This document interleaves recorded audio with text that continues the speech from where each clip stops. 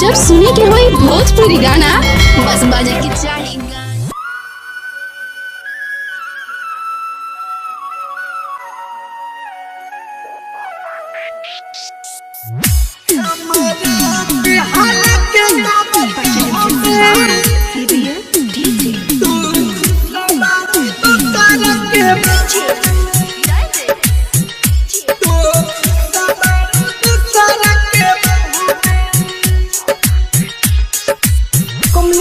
Recording studio रजपोलिया।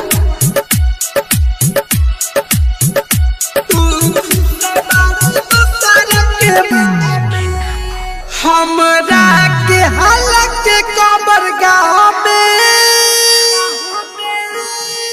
तू खुश बारू दूसरा के बाह में।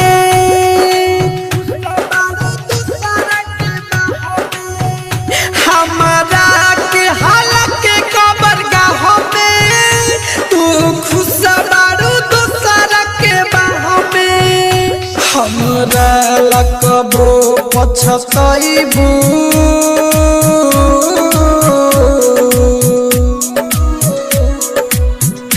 हमरा लकबो पछताइबू जब पूछी लोग तो हंसे निकाह में।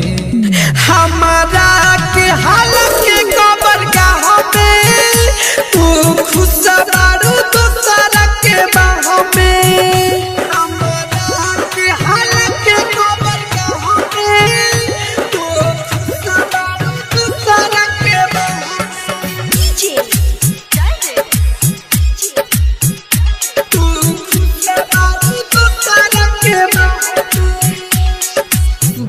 भटकतमा जाने पर मतमा तो होरे के खोजे।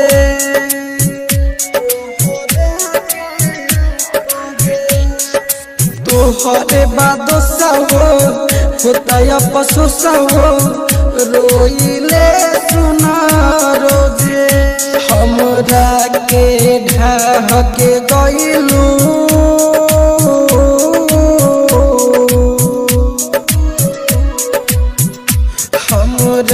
के ढाह के गइलू गोरिया रे गम के धाह में।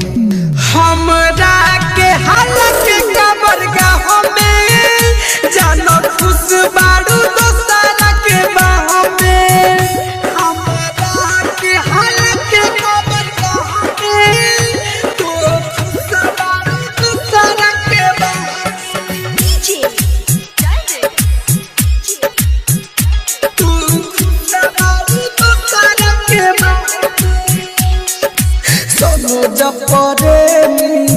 पागल भइले तुहरा से प्यार कके।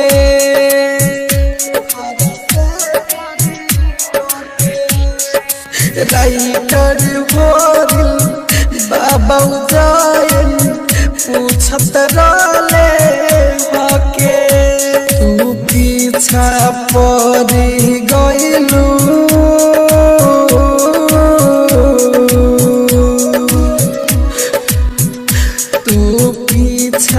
परी गइलू दीदे दिल पके चाह में। हमरा के हालत के कबर गाँव में जानो खुश